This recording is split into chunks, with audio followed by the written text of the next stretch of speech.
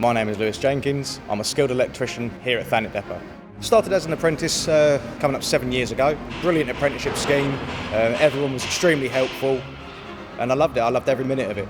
Normal sort of day-to-day stuff would just be servicing, battery checks, CCTV checks, things like that. It is problem solving. What's the problem? Right, what can cause it? Start from the beginning and just work your way through.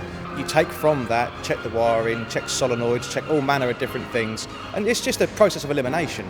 Sometimes you can feel quite pressured when you're working on a vehicle, you've checked absolutely everything and you still don't know what the problem is. But it's then a point of taking a step back, ask for help, because I've got a workforce here who are more than happy to share their knowledge.